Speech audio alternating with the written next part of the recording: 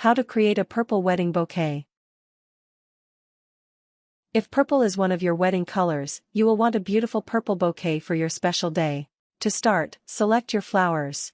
There are many types of purple flowers that come in a variety of shades. From there, assemble your bouquet. Start at the base and work your way up, creating interesting textures and color combinations. Make sure to keep things like the season and your personal budget in mind as you plan your bouquet. Part 1. Selecting your flowers. 1. Find a provider. Spend some time visiting florists in your town to find a solid provider. You can also look into online sellers or even grocery stores if local florists are too expensive. You should do some general research first. Figure out roughly how many flowers you need and what type you want. This can help you figure out which providers work best with your budget. 2. Try a combination of various shades of purple. You don't need to stick to a single shade of purple for your bouquet. In fact, doing so may be a little boring. Try using many different flowers to create varying shades of purple. English cabbage roses, peonies, and sweet peas all come in deep shades that blend well together. You can also use variation of color with your ribbon. A silver or gold ribbon can pair nicely with purple flowers. 3. Look into fuchsia shades of purple.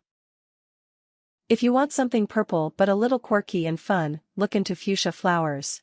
This will give your bouquet a bright, vibrant color that could work well with a slightly untraditional wedding. Peonies, lavender roses, and orchids all have a fuchsia shade. You could use these combination of flowers for a bright, attractive bouquet. 4. Find purple flowers that are always in season.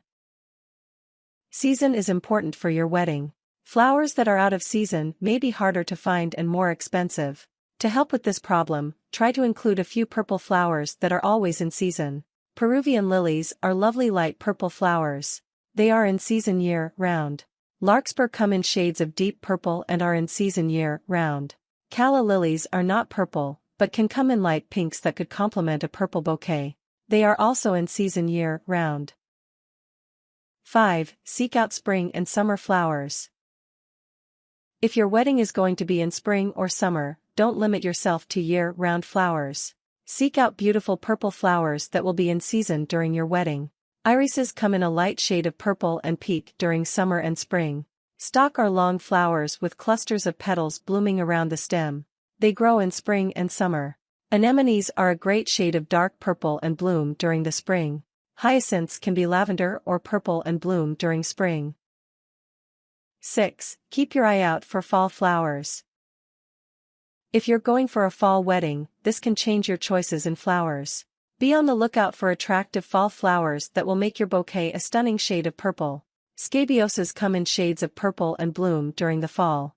Dahlias bloom in fall and come in shades of purple. Larkspur blooms in both fall and summer and comes in a dark shade of purple. While not purple, coxcomb come in crimson and burgundy shades that could potentially complement a purple bouquet. 7. Choose dark or light purples. If you want a particularly light or dark bouquet, be aware of the flowers you're choosing. Some purple flowers are darker or lighter than others. Light purple flowers include things like lavender, catmint, and balloon flowers. Flowers like allium have a brighter look, which can complement lighter colored flowers well. Orchids, which come in purple, tend to have darker leaves. Lisianthus flowers have darker colors towards the centers and look something like purple roses. Morning glories come in purple and have many dark marks on the petals. Part 2. Deciding on the shape. 1. Go for a classic style. If this is your first time making a bouquet, a classic style may be easier for you. It can also be helpful to go for a more classic style if you have a more traditional wedding. A classic bouquet has a timelessness that goes well with many weddings. A classic style is simply a dense bunch of flowers that's anchored around a base. It usually forms a dome-like shape.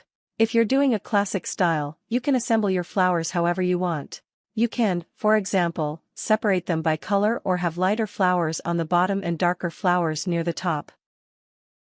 2. Try a cascade. A cascade is a kind of fun, bohemian style. If you're looking for a less traditional wedding, try going for a cascade style. The cascade has a waterfall feel. You anchor all the flowers around a base at the bottom, tying together their stems. From there, you let flowers hang looser than you would in a more traditional bouquet. The flowers spill out, resembling a tiny floral train. 3. Consider a composite bouquet. A composite bouquet wires all the flowers around a single stem. Instead of bunching all the stems together, you would choose a thick stem. From there, you would wrap the other stems around the center stem. This makes your bouquet look like one giant flower. 4. Use circles of different flowers. This can be fun if you're using many different types of flowers. You can create a design in which there are small circles of flowers of different colors. You can group light purples, dark purples, fuchsia purples, and so on to create a nice design with color. 5. Seek professional advice. If you've never assembled your own bouquet before, professional guidance is recommended. A wedding planner or florist can give you advice on which flowers pair well together and what sort of shape would best match your vision for your special day. It may be particularly helpful to seek professional advice if you're going for a more complicated bouquet shape. Something like, say, a cascade effect may be best achieved via professional services. Part 3. Assembling the bouquet. 1. Prepare your flowers. Before you assemble your bouquet, you will have to trim your flowers and cut the stems. Use some floral shears to trim down your flowers, removing uneven or unwanted petals. Cut all the stems to the same length. If you're dealing with roses, remove any thorns. Trim off any damaged petals from your flowers. Trim all the stems so they're roughly the same length. This will help you as you form the base of your bouquet. 2. Create a square-shaped base for attaching the stems.